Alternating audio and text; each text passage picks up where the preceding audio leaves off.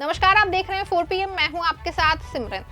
हाल के वर्षों में चुनाव जीतने के लिए चुनावी रणनीतियों में एक नया और प्रभावी तरीका सामने आया है, जिससे जनता को लालच देकर के मुफ्त की योजनाओं की घोषणा कर चुनाव जीतने का है।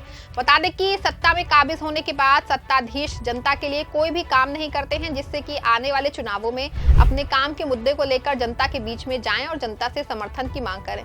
इसके चलते राजनीतिक दल चुनाव जीतने के लिए गरीब और मध्यम वर्ग के मतदाताओं को आकर्षित करने के लिए इस रणनीति का उपयोग करते हैं।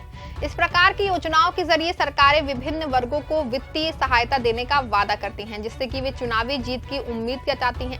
हालांकि इस प्रकार की योजनाओं से चुनावी सफलता तो मिलती है, लेकिन इसका राज्य की आर्थिक स्थिति पर गहरा प्रभाव पड़ता है। वर्तमान में इस रणनीति का प्रभाव इतना अधिक बढ़ चुका है कि वित्त विभाग ने चिंता जताई है कि अगर राज्य सरकारें इस तरह की योजनाओं को और बढ़ाती हैं तो केंद्र को हस्तक्षेप करना पड़ सकता है। बता दें कि हाल ही में हुए 4 राज्यों के चुनावों में राजनीतिक पार्टियों के द्वारा मध्य वर्गीय लोगों को फ्री की रेवड़ी बांटने का काम किया गया है, जिसमें कि खास तौर पर महिलाएं शामिल हैं। बता दें कि अधिकतर महिलाएं घर पर रहती हैं और उनको अपनी जरूरतों को पूरा करने में कई तरह की परेशानियां आती हैं। इसको देखते हुए सरकार वोट लेने के लिए महिलाओं को टारगेट करती है और उनको 1500 से लेकर के 2000, 3000 तक हर महीने देने का वादा करता है।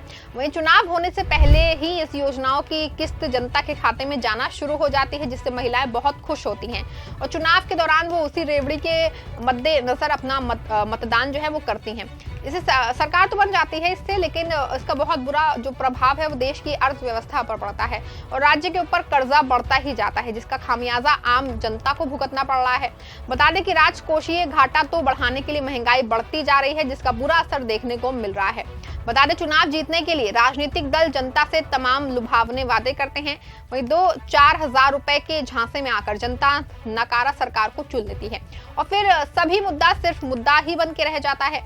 बता दें कि महाराष्ट्र विधानसभा चुनाव इसका ताजा उदाहरण है। चुनावों से पहले भारतीय जनता पार्टी और उसके सहयोगियों ने 2,50,00,000 महिलाओं को 1500 रुपए मासिक सहायता देने की योजना शुरू की थी।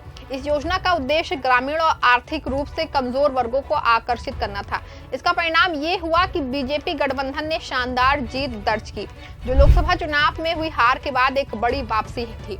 इसी तरह की योजनाओं का पालन करते हुए दिल्ली सरकार ने भी महिलाओं के लिए मुख्यमंत्री महिला सम्मान योजना शुरू की है। इसके तहत 18 साल से ऊपर की महिलाओं को हर महीने 1000 रुपए दिए जाएंगे। इस योजना से दिल्ली की लगभग 20 लाख महिलाएं लाभान्वित होंगी। हालांकि इस योजना को लेकर के दिल्ली सरकार के वित्त विभाग ने गंभीर चिंता व्यक्त की है। योजना की अनुमानित लागत लगभग 4560 करोड़ रुपए प्रति वर्ष है। वहीं इस खर्च से पहले ही 11,000 करोड़ रुपए की सब्सिडी का बोझ उठाने वाली सरकार के बजट पर भारी दबाव पड़ेगा। बता दें दिल्ली के वित्त विभाग का मानना है कि यदि ये योजना लागू होती है तो वित्त वर्ष 2025 और 26 में दिल्ली सरकार का बजट घाटा जो है वो बढ़ सकता है। इससे राज्य की वित्तीय स्थिति कमजोर हो सकती है और केंद्रीय सरकार को हस्तक्षेप करने की आवश्यकता पड़ सकती है।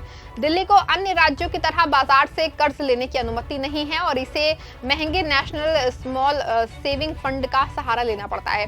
इसके अलावा दिल्ली जल बोर्ड के लिए 2500 करोड़ रुपए के अनुदान की आवश्यकता है और MMMSY योजना से जुड़ी लागत राज्य पर 7000 करोड़ रुपए का अतिरिक्त वित्तीय बोझ झेलेगी।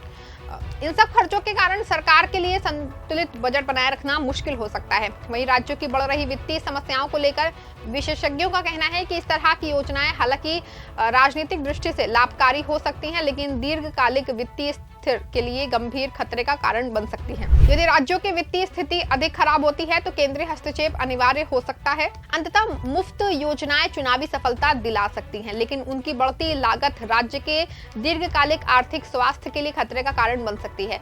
ये राज्य सरकारों के लिए एक बड़ा दाव हो सकता है, जो राजनीतिक लाभ की कीमत पर आर्थिक स्थिरता को चुनौती दे सकता है। बता दें कि चालू वित्त वर्ष 2024 और 25 की दूसरी तिमाही में धीमी विकास दर के लिए SBI मुख्य रूप से पूंजीगत खर्च में कमी को जिम्मेदार बता रहा है। सोमवार को जारी SBI की रिपोर्ट के मुताबिक चालू वित्त वर्ष की पहली छमाही में राज्य व केंद्र दोनों की तरफ से इंफ्रास्ट्रक्चर विकास पर होने वाले खर्च या पूंजीगत खर्च लक्ष्य के मुताबिक नहीं किया गया और इसका नतीजा विकास दर पर दिखा। दूसरी तिमाही में GDP विकास दर सिर्फ 5.4% रही, जो गत 7 तिमाही में सबसे कम है।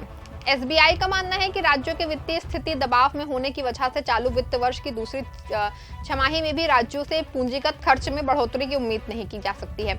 इस वजह से चालू वित्त वर्ष की कुल विकास दर 6 से 6.5% के भीतर सिमट कर सकती है। आरबीआई के साथ आर्थिक सर्वेक्षण में लागू वित्त वर्ष में विकास दर 7% रहने का अनुमान लगाया गया था। वित्तीय जानकारों का कहना है कि कई राज्य महिलाओं को मुफ्त में नकद बांटने व अन्य प्रकार की रेवड़ी दे रहे हैं। पीआरएस लेजिस्लेटिव रिसर्च के मुताबिक चालू वित्त वर्ष में देश के 9 प्रमुख राज्य 1 लाख करोड़ रुपए महिलाओं को मुफ्त में नकदी देंगे। ऐसे में 10 से अधिक राज्यों का 84% से अधिक राजस्व पेंशन, सैलरी, सब्सिडी, ब्याज भुगतान जैसे मद में खर्च हो जाएगा। ऐसे में राज्यों के लिए दूसरी छमाही में भी पूंजीगत खर्च को बढ़ाना आसान नहीं दिख रहा है। तभी एसबीआई की रिपोर्ट में कहा गया है कि देश के 17 प्रमुख राज्यों में से सिर्फ 5 राज्य पहली छमाही में पिछले वित्त वर्ष की पहली छमाही की तुलना में पूंजीगत खर्च के मद में अधिक व्यय कर पाए।